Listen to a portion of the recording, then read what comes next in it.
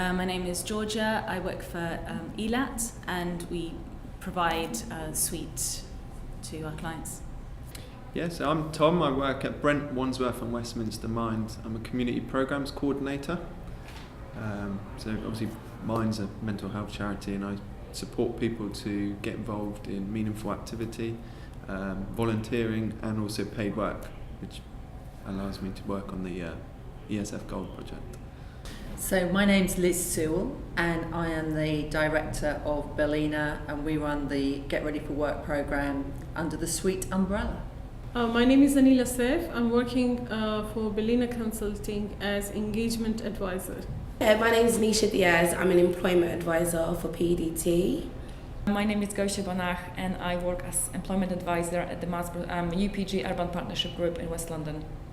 Okay, so I'm Yvonne Wilson. I'm the director at Equivision Services, and my job is to make sure that the suite project within Equivision runs smoothly, that we recruit the number of customers, and that we provide the outcomes that is expected from the project. My name is Sybil Barber. I work for Paddington Development Trust. I do outreach in Haringey and in Westminster, right, on the Gold project. My name is Diane White. I work for Equivision Services Limited, and I'm a support worker.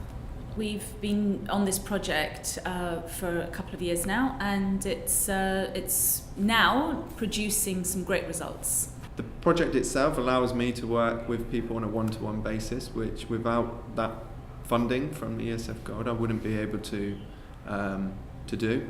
So it does give me that sort of extra time with clients, which I think is really important. But obviously, there have been some challenges, particularly around the paperwork, and that's been the biggest challenge. But I think it also puts off a lot of our clients if I'm having to fill out lots of paperwork with them, ask for lots of evidence, and working with people perhaps who have anxiety issues or sometimes even paranoia. It can be really challenging to get them to bring the evidence in and to keep signing forms and going backwards and forwards. Do you know what? It's been an amazing programme because we've been able to reach out and spend real time with people who often don't get any employment services at all. We've gone into schools and children's centres, and we've worked with people who they tend to be focused on their families, but they also want another life and they want to be able to get back to work. So it's been a really great programme, and it's given us time to do that. It's interesting, and I've learned a lot from my clients, and I have arranged how to work professionally in an organization, and how to improve what you are doing and how to deliver what your clients are expecting from you. Oh, it's been a journey. Okay, so this has been a journey. I actually work on both projects. The Gold project has been an uphill climb, a lot of issues from the very beginning. I don't think they were prepared to roll out the project, but the concept behind it, interesting. I say interesting, and I say that the journey is interesting mainly because you have long-term unemployed people, and it tends to be the people that have been out of work so long that it's almost literally scraping the walls to get them into something or get them to progress forward. It's become a way of life, a way of culture for them, so they're just happy doing nothing. On the flip side, we do also encounter a lot of people who are really, really, really, really, like, literally looking for any avenue or way to get back into work, but they just haven't had that lucky break, or they just don't know where to go or what to turn to or who to turn to even. It's been a difficult 2 projects that we've delivered over 2 and 3 years. But I suppose how we see, when we see people progressing within the projects, that's what the satisfaction is all about. I'm Mihaela, and I'm a monitoring officer. I monitor basically paperwork for clients working on both Sweet and Gold. Very well in terms of women taking up the project.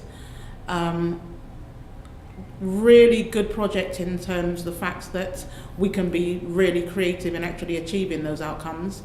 However, sometimes it's difficult because of the nature of the client group themselves to actually get the required outcomes in the way that the funder wants it.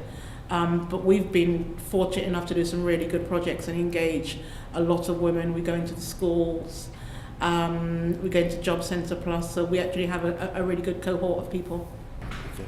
Okay. In Westminster, it's fine because we have a lot of job opportunities, but in Haringey, the north of the borough, it's struggling to find job opportunities within the proximity of where my outreach centres are. Well, I joined the company 3 years ago, and when we started working on Sweet and Gold, it's been a rough road because we've been through so many different changes with paperwork and actually getting to understand how the project works. We've had, the first person I can think of just now, who started with us while she was pregnant and didn't really know what she wanted to do. She'd come from a war-torn country, and she's now improved in such a way. Not only her English language skills have improved, her prospects of getting a job have really improved as well. She hasn't got a job yet, but I know that very, very soon she's going to be working in whatever field that she actually wants to do. I worked with a lady who's early 30s, and she'd been out of employment for, I think, a couple of years. She was struggling with anxiety and depression, and she was sort of just had really low self-esteem, no confidence. So signed her up to the project, and she was really sort of motivated. She was motivated to get a job, but she was being held back by her lack of confidence. So it was engaged her by inviting her to various workshops we delivered, told her about some job fairs, supported her with one-to-one support, and over, I guess, maybe 6 months working with her, she managed to find a role, and she was doing really well in that role, and she ended up sustaining her employment. And over the year, so 6 months working with her, 6 months in employment, you could see a massive difference in her just confidence, self-esteem, and just general well-being. So I'm going to talk about a woman who's actually on the programme at the moment. She just exited, she just moved into work, and she started on one of our programmes in a school. We went into the school and she was there, and she came along, and she really wanted to work, but she'd never worked in this country or in her home country, and she'd brought up her family, and so she did our program called Get Ready for Work, and then she moved on to a program called the Leadership and Working in Schools program, and that was something that PDT set up for us with another organisation called ELAT. And I think it was doing our initial program and then being able to move on to this slightly higher program. And then when she went to apply for a job in school, she got a job as a dinner lady. But then they recognised the assets that she had, and she's just within a matter of weeks been asked to move into work with children with special needs. So it was just wonderful within a year to see somebody move from being a mum who'd never worked to somebody who's now got a really responsible job. And I do think it's because she had that opportunity to work in the groups, to work with different people, and to just to build her confidence. It's really good thing in our organization. In our organization, we have staff from every part of the world. So I'm one of them. So there are clients who are far away from work, and we help them moving them into courses or trainings, so they can they can get into employment, not ready at the moment, but will be in future. For them, sometimes it's quite a quick turnover. Sometimes, again, it can be some processes, even things as small as building or working on their confidence, or just having someone to bounce ideas backwards and forwards with. There's so many different cases. So, but for example, the recent one is one of the clients who's been on a gold project for quite a long time, and she, this lady is a person who never worked and didn't have any qualifications, also with ESOL, and as she's been with us for 2 and a bit years now, she got English and Maths qualifications. She also did childcare course. She did work placement with our children's centre, and now she's got a job, and it's the first time she ever had a job. She's got 4 children, so she's extremely proud of that because she feels like she's a role model for the children now, and it's absolutely brilliant to see her actually progress that far. It has been quite a journey. It was pretty challenging, both because it was the first time I am working like on this type of projects, starting in 2016, and also because there have been quite a few challenges during the work on this project. But yeah, it has been really interesting and like a very learning experience for myself. Okay, so one woman in particular is came here as a refugee, and she's quite an educated woman, but couldn't find her feet in the UK. When she came to me, she believed that she didn't have any confidence, and that she wasn't going to get a job in her field, which was really quite interesting because she, for the community that she came from, she was so well spoken. She had qualifications that I mean, she's got more qualifications than I have. One of the things that I was able to do with her is to actually enable her confidence-wise and to give her the confidence that she could actually teach in this country with the skills that she had. What was interesting, she also brought her husband and her son to me because they were so excited by the help that they'd been given. She registered with a few agencies after me changing her CV around. She came to a couple of confidence and motivational sessions. I helped her with her application forms. And she kept on getting interviews. She was offered a part-time job in a school. She works with special needs children. She was then asked to join another agency that paid her even more money. She's actually gone on to be a disabled advisor in her home country. So as a result of that, even though her family, her husband and her children are still here, she's actually gone to work abroad to actually set up a disabled unit in her country of origin. And I still work with her son and her husband today. A client who couldn't read or write, and I had to take her through, right, she was also on benefit cap. So what I had to do, I had to find her a job to get her off benefit cap, right, and then I had to get her into employment, right, by actually completing most of the form for her, speaking to the employer on her behalf, right, okay, and getting her to start the job. Then I had to talk to the job centre about giving her half-price travel, okay, and getting her a clothing allowance before she started. Okay, now I had a young man who was he's about 53, 54. Has a slight disability, has a bad foot. He's been out of work for about, I'd say, 7 years. But what his interest was, he had given up. He said, I just have to come here to the job centre because they say I've got to come here. If I don't come, they'll sanction me. So I got to find out what he was really interested in. And it was really strange because he was a young man who was actually a designer. But where he went into was the world of Grail, printing Grail on clothes.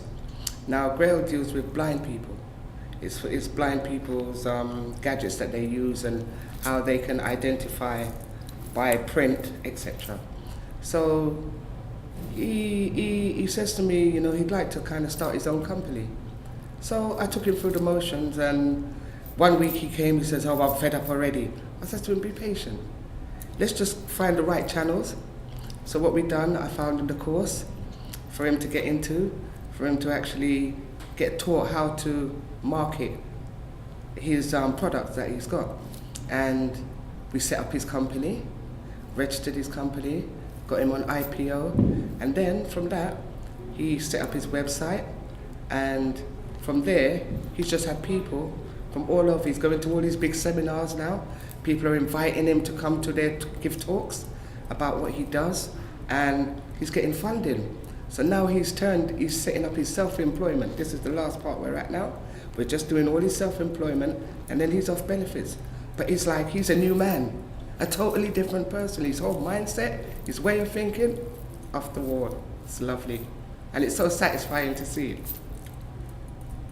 What makes it work is the relationship that we have with the clients. So when there's a friendship that gets created, there's a trust between us, and I think that's really what helps. I work on a few projects at Minds, and they're all funded, and some of them are more group support or providing like activities to improve people's confidence. But a lot of it is, like I said, group work. So with the funding, it allows me to sit down with somebody and work with them holistically and in a one-to-one setting. For us, it's always about having group sessions. We find that what makes a difference is that people come into a room and they see other mums, and what they're thinking at the beginning is, oh, I don't know if I can work. And then they talk and they laugh and they exchange ideas, and suddenly they think, well, you could get a job and you could get a job, and actually I'm quite like you, so maybe I could get a job as well. So it's that peer support, but provided within a shell which is about people who've been working in this area for a long time, so understand the issues. So I think it's that combination of things, peer support and expert advice together. It's the client's participation and interest what you want to do for them. My most complex cases tend to happen on suite, as we would expect. These are the people or the ladies who are furthest away from the employment market, furthest away from anything in some cases. Tends to be a lot of health issues, childcare barriers, domestic violence, you name it, we face it. I suppose clients, because we get to meet all these wonderful people that we wouldn't meet otherwise, and I think that kind of inspires me to do the job. There's always drawbacks with paperwork and admin side of things. However, when you see people progressing, that's what we want to do. That's why we're in the job. Some of them, when they don't really want to be at an induction and they are sent by the job center and they are very reluctant to answering questions, or if they are late, they don't apologize, or they think we should be grateful for having them no matter what. But yeah, so this is a pretty challenging situation sometimes to deal with. So I don't think you can do this job without passion and empathy for the client groups, because they are very demanding. Sometimes it's not obvious what their needs are, and sometimes they don't know what their needs are. So being able to probe to get to what the real issue is as to why they're not working. Very often within this particular community, the husband works, the wife doesn't work, the wife stays at home, looks after the children. So having a project that is aimed specifically for women, empowering those women, it's rewarding in the sense because you can see when they realize, oh my gosh, we've actually been able to do this, or we've recognized our skills. So for example, I took a group of women to the Houses of Parliament, and these women, they were just amazed by their voting rights, being in the Houses of Parliament, sitting under a banner that says that you can vote in June, and it was really empowering to see those women becoming involved. As a result of that, they've then gone on to do further training. Women that don't necessarily speak English, even outside when they've got to speak English, now being able to converse with other people and converse confidently. People who thought that I've got no skills, and doing some sessions with them, and someone puts their hand up and says, "Miss, I want to be a teacher," from someone who literally has just come out of an ESOL class. So that's what works well. It's allowed us to help the people who are hardest to reach, and that there's no organisation or nobody out there to actually help them and support them. For example, people who are not literate, not numerate, homeless, right? Okay, have major disabilities. That there's very little organisation out there to actually support them to get them where they need to get to. It's just about, I think for me, communication and putting everything in the right perspective, for the client and for yourself. Letting them understand that, you're really there to support and help and show them where they need to go. The people that we assist are all sorts of people. So ladies who would have been at home for many years, bringing up their children, looking after their families. Now they need something for themselves and want to go into the work environment. To people who've more recently come into the country and have no idea how to start. There are a lot of people who I work with are obviously struggling with their mental health, and perhaps they're isolated, very low self-esteem, don't believe that they can get employment, have been out of employment for quite some time, believe that because of their mental health nobody would employ them. So these are sort of barriers at the start for them that we tried to break down and look at from a different perspective, and try to change the way that they view themselves and view I guess life, and hopefully we can encourage and build their sort of confidence and build their self-esteem so that they can enter back into the workplace and feel that they are able to contribute to their community. I think that's a big sort of factor, that when people become unwell, often they isolate and don't engage in their community so much. And I think working on a project like this allows people to sort of work towards that goal of being part of the community and contributing meaningfully and developing a meaningful life for themselves. It allows us to work with people for whom there is no other funding. If you're inactive and your husband works, you may have a lot of issues. You may never work before. You may have, say, 3 or 4 children. You may not speak English particularly well, but there's no funding to support you to get back to work. And what the Sweet Project does is it recognises that those women, actually, they are a tremendous asset and they have a lot that they can offer, but they need build that confidence and get that expert help. And I think that's what Sweet has done. It has provided that opportunity and that pathway for those women. I think as I belong to a community, like I came here after getting married, so there is a little bit barrier. You have to be aware of what you can do to remove that barrier from getting into what you want to do. Like English, you have to do, you are having all that qualification, but you have to do some English courses just to top up your skills, and you have to do some like functional skills, I would say, for one who are having all those qualifications, but English is not their first language, and they have to prove that they are able to speak and communicate in English. I would recommend the functional skills are really good courses. I feel like the most important thing for a lot of the ladies that are supporting Sweet is that they have a familiar face that they can always turn to. Someone that they can trust, someone that they can converse with and know that there'll be some kind of goal or some kind of light at the end of the tunnel of that particular conversation. Well, there's many things that project allows us to do. So, I mean, from putting great workshops, from putting training for people, from funding childcare for people, so helping them to get skills and get experience, get qualifications that they need to move on into jobs, but also sometimes practicalities. So, for example, if they don't have clothes to go for an interview, we can pay for the clothes for them to go and feel really good at interview, or to pay for their fares to get to the interview. So that makes all the difference.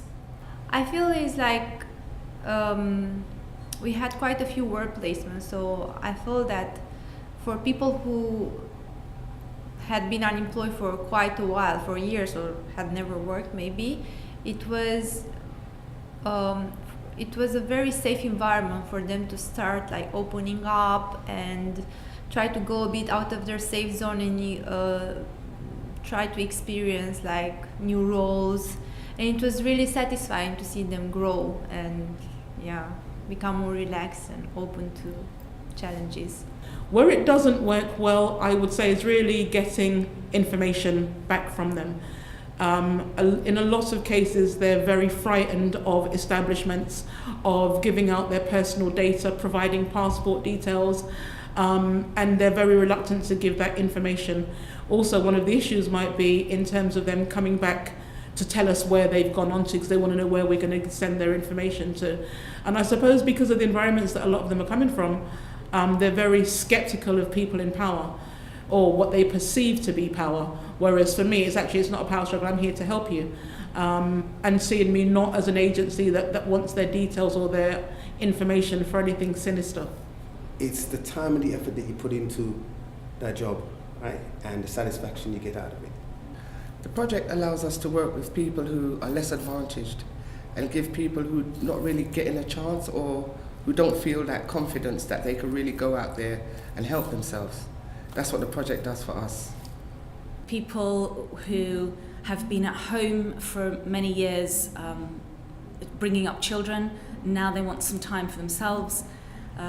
People who've recently arrived in the country and really don't know their way around and don't know how to get help. Particularly working with people with mental health problems, it is the sort of the paperwork and things like that which has put a lot of people off. So I still work with the client, but they might not wish to enrol on the ESF Gold project because I'm asking to see a passport, I'm asking to have evidence of addresses and things like that they don't wish to give over to not just myself. I think they would probably be happy if it was for me, but because it's going to ESF and London councils, they're quite, I guess, paranoid, anxious about giving these details away. So that's really has been a challenge, and unfortunately it's stopped me working with quite a few people. So we work with 3 main groups. We work with children's centres because they've got parents very close by. Then we work with family support workers in schools, and we also work with the job centre. So we're looking at a range of different ways to identify people, some of whom really want to work and some of whom are being suggested that they work by the children's centre or the family support worker, and then they move into work. The project we are working on is a suite, like we have to, and it's also we are describing it as BAME, like Black Ethnic Asian Minorities. So we are assisting them because I'm also from the same community, so I understand what they need just to take their next step. And the most important thing that comes out of Sweet for me is the gratitude of a lot of the ladies. They're ever so thankful for a lot of the support they get. It's people with from all sorts of backgrounds and walks of lives. A lot of the clients is women, and a lot of them is mothers, so returners to the job market after break of when they started families and raised babies. There are also people who come to the country from overseas, and they're not sure how their qualifications compare to the UK standard, and then they maybe also have to get their English sorted. There are people who are recovering from mental health issues, or there might be people who been made redundant and they find it difficult to get back to jobs. So there's so many different types of clients that we work with.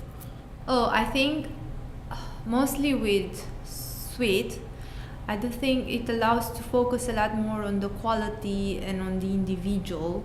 Like, there is not so much pressure on the time allocated, like spent with the client. So the idea is to try and expand the focus, like not just on getting a job, or is also on their skills, personal and professional, allow them to go into training. And it's also like the time quality. It's that you can spend a lot more time with them and not be pressured so much on by targets. And yeah, I'm able to enable the women to look at their personal skills and use them in a very entrepreneurial way. So, for example, I have women that bake, I have women that sew, I have women that make jewellery, and actually helping them to do projects that brings out their arts and crafts. We actually set up mini stalls where they can go along to craft markets and see how that works. I've taken a group of them to a university. So just getting them to see things outside of what they see normally, and very often just getting on a bus and going to central London with their children is something that they may not do on a regular basis. So just stepping outside of their comfort zones and saying it's okay to do this. Look, there's a whole world outside of other than the area that you live in. Their main needs, with the onset of universal credit, their main needs are they need to learn basic IT, because what I find, at least 30% of my clients don't know nothing about it. They can't use a computer, and since everything is going computerized, they need to know the basics so that they can progress. What we do is we go to the job centres, we go to the schools, we work with young mothers whose kids are in school. We try to develop them, give them confidence, motivation, English classes, and we do all different kind of sessions with them. We take them on visits and just team build, let them come together as a collective and learn about each other and develop each other. Some of their main needs or their barriers to work with some of our clients, it's language. Some of them, it's not having that confidence in themselves to believe that they actually can be of use to society or to be part of society, I should say. Within our organisation, it'd be great if there was more support, more people. I'm the only person that works on it's known as the BEST project within our organisation, which is building employment skills and training. So I'm the only person that's actually providing the ESF Gold and under BEST, and I guess that limits the organisation and limits the amount of work we can do with people who are turning to Mind because I guess they've got mental health problems and feel it's a safe space. But there's a lot of people who have a goal to get back into employment, but they might not be ready yet. So there's key practical barriers, which are ESOL and childcare. So they're very straightforward, and they're things that can be sorted out over time. Then there's the confidence and the motivation, and then there's the jobs. So the last part of it is that ability for us as a society to create part-time jobs that women with young children and children, up to primary age can do. Is the childcare, the hours they want to work, the type of jobs they're looking for, and also to boost their English and maths level and to understand of working here in the UK. When it works well, I feel like communication is the key.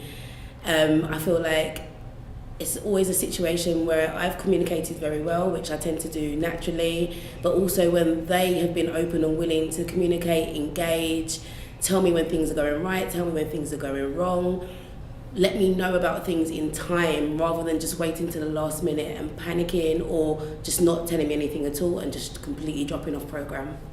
There's many ways of referrals, but we get people through the door, and they also, obviously they are referred by many different projects that we work with, internal and external. So for example, Community Kitchen, Community Champions, parenting projects, Children's Centre. A lot of clients actually do come through the Children's Centre and the community centres that we work with. There are different people, different situations. I think a lot of them have gone through, I don't know, I'm always trying to think about the experience they've gone through before getting to us, even if sometimes, so there might be some rude clients, but I start questioning like what happened that made you become this way, because I don't think it's such a natural way of behaving. I think I would change what outcomes look like, because we're very much in this, if a person hasn't got a job, this particular group of women may be so far from that environment. And I'll give you an example. One particular lady who was on an ESOL course, when I actually started contacting one of the organisations, her name was written on a piece of paper. I asked her to bring in her passport for ID, and in all the time that she'd been on this project, no one had actually found out what this lady's real name was. So she'd been writing a name that had nothing to do with her. When I actually said, okay, so this is your name, and you could actually see her face light up because someone had realised her name, and she was now actually able to write her own name other than a name that didn't belong to her. To be honest, for some people that might seem like something really small, but for her it's massive. Going on from there to writing her name, to actually start writing, taking that one step further, just speaking English outside of their own homes. The other thing is that when they go home, they do not speak English. So getting them used to and getting them confident to speak English is a big achievement, because it means that they can then go on to something else. So for me, looking at the outcomes rather than it being a job, because for some people, getting a job is not always going to be the right answer. It's going to be the process that it takes to getting them to that job. Difficulty is sometimes convincing the client that of their worth, and they can, right, okay, progress to where they need to get to, right, so that they can actually improve their lives. I think a lot of the people that we work with, the females, a lot of them are barriers to language, barriers to actual knowledge of knowing their entitlements, what they can do from what they can't do. The people at the job centre, I think it's just that they don't have that one-to-one support. The job centre doesn't have time to give people that one-to-one support and actually develop them. So that's where we have that extra time to do that and develop people, because we've moved on a lot of people into jobs. So obviously what we're doing is working. A difficulty maybe has been being able to match jobs that are available to the clients, to what their availability is and what their abilities are. I'd like to see some improvements on, I guess, from paperwork perspective. I think that could be changed. I think that it prevents you from working with people. It means that you've spent too long just writing down and evidencing everything rather than actually engaging with that client and doing the meaningful work. I don't think there's any difficulty in working with the women. I don't think there's any difficulty in the outreach. It's matching the paperwork to the outcomes. So I think for us, the issue has been having to deal with that. And for a small organisation, you can do 99.9% of the paperwork to be correct. And if that 0.1% isn't, it's sent back to you, which can be discouraging. But all the work with the women is amazing and we love it. The difficult thing is make them coming for their appointments. It's really difficult, like especially in these it's the winter days, so just how to motivate them to come for their to ask them for their appointment when it's raining or it's a very cold or freezy day. So that's the difficult thing, how to get them out of their houses. The funding is key. I think there's a lot of things that we do on these funded projects that should just be happening in society in general. I think that we shouldn't be relying on funding. I think that it should really come from central government. However, we can't always get what we want. I find that things like paying for childcare, paying for travel, paying for a new uniform, all the little bits that you just cannot afford or even think about scraping together financially when you haven't been working for a long time or when you haven't had anyone around you to support you or even direct you in the right way, places to go. I suppose all the changes as we've been going through the projects, so many changes with the paperwork and the way we record things and the way we ask to record things and the way we ask to provide evidence. So that's been changed a lot, and that didn't help because many times we had to implement the changes retrospectively, which meant a lot of time wasted on, or used on the admin side and not actually helping people, not actually working with people.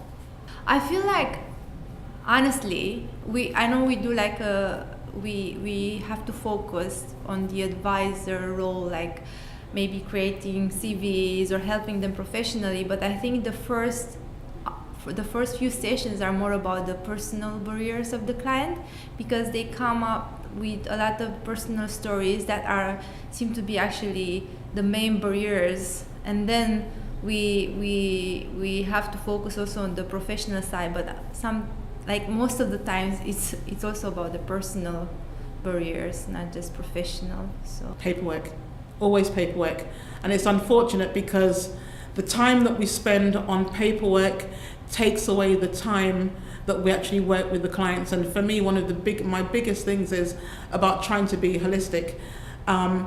The mountain of paperwork that we have to go through, I would like to video some of the outcomes. I would like to produce pictures rather than actually, I can sit here and tell you a long story, but actually if you can take photographs, if you can take videos, if you can have video feedback from the women themselves, that tells the story more than anything that I can put on paper. I would change the referral process, and I'll also change in all the changes that our funders put in place, right? Because it makes it very difficult, right, for us to keep up with the changes that they put in place and also to help the clientele that we're supposed to help. The difficult part of it all is really kind of not at first, not really understanding how the system was set up, paperwork, etc. And then because we having to go through so many different changes on a regular, that was what was the most problem for us, really. Oh, I don't know. Paperwork. No, sorry. I don't want to say that. Paperwork, I guess, yeah. Cut down on the paperwork. Or, yeah, cut down on the paperwork. I mentioned that a lot, didn't I? In terms of structure, I think if people could just keep the same things happening, so if things weren't changed, so if we could get to understand something and it continued. In terms of the project, I think it's just being able to work with people for a longer period of time, because some people need more than a year, they probably need 2 or 3 years in order to move into work.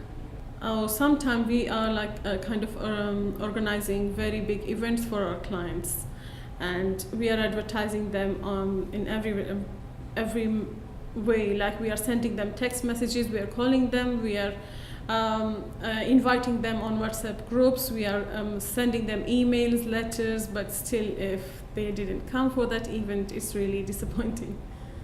I would definitely do it again.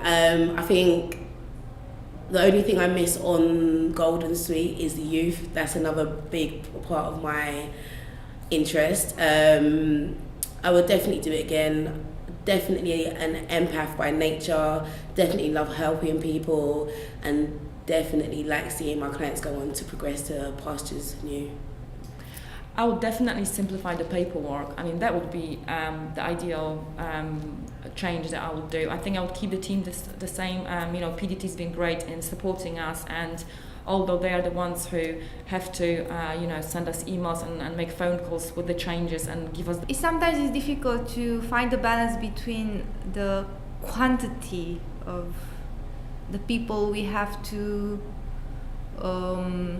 help. Like, it's not necessarily, it's just trying to answer to the deadlines and targets, but also trying to deliver good quality in terms of quality and quantity, because it's a lot of pressure on delivering high numbers, but at the same time we try to focus on the quality the people get from us. I can't see myself doing anything else, so yes, I suppose I would. And regardless of how much paperwork I get, this is what I do. This is my thing. I couldn't see myself doing anything else. I've been doing this work for over 30 years. For me to stop now, really, what would I do? Nah, definitely this. Job outcomes, right? It's very difficult because to match people to jobs, it's very difficult because people have complex needs and they also have, right, someone part-time and they have specific time span in which they wish to work, right, and what's out there available, and sometimes the employer is not that flexible.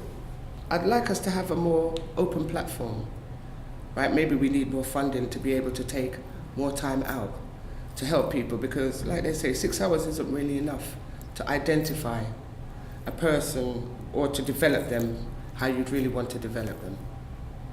Find more jobs, find more ways of being able to connect the individual with the position.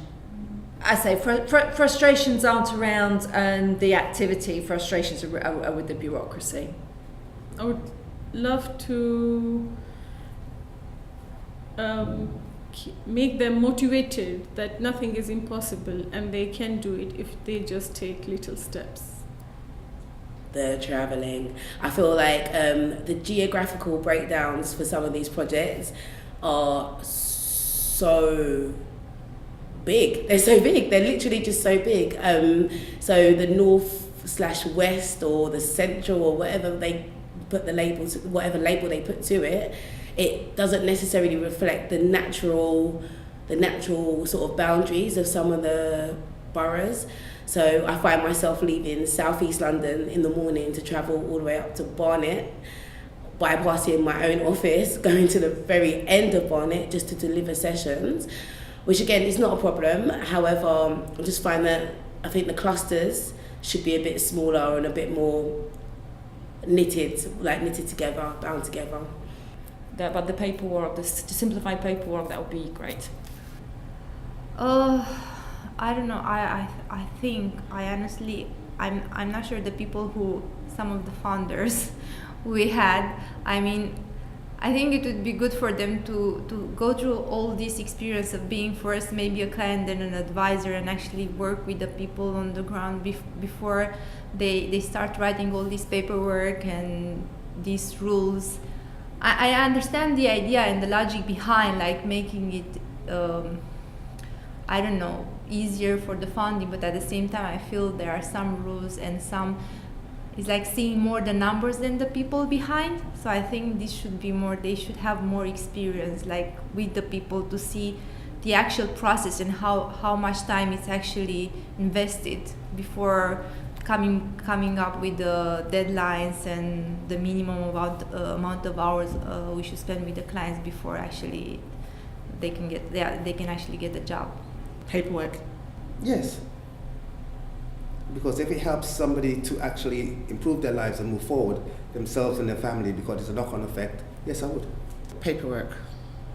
The paperwork hasn't worked as well as we'd expected it to be, and because there are so many partners involved and the main partners are struggling with paperwork because they have to be dealing with London councils backwards and forwards, and I think that's been the main struggle.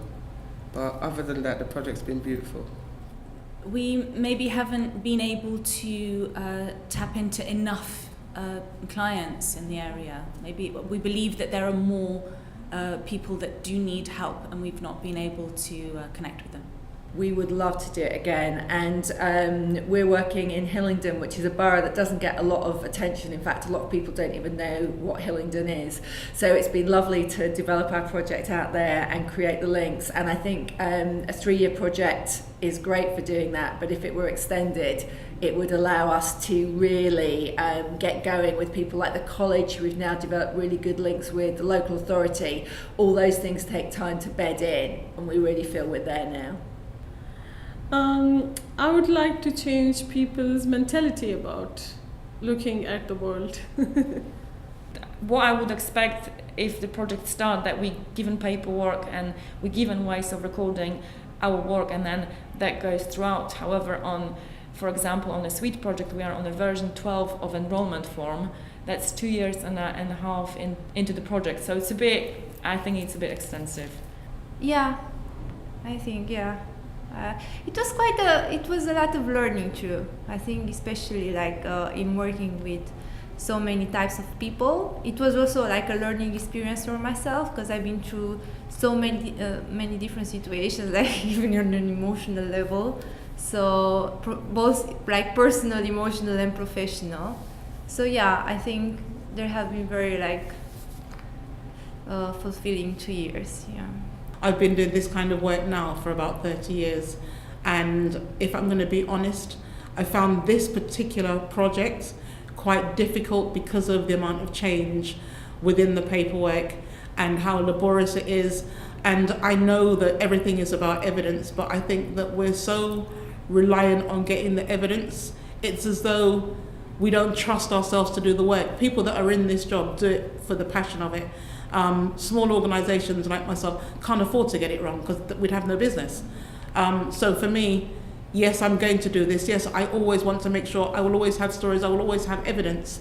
So I think it's really for the funders to examine some of the things that they're asking and the reasons why they're asking. Are they legitimate? Better support for the hard to reach, more support, right, for the advisors out there who are actually doing the job, right, and more money, right, okay, for the people who are doing the job, and more money for organizations such as my own and for the work that we do. Time management, that's what I change. You know, time of spending with the clients. That's me. Yes, we would do it again. We would continue. We have 2 more years now. The bureaucracy,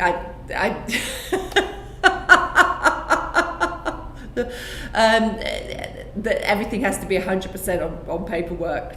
You know, that there's no room for error at all.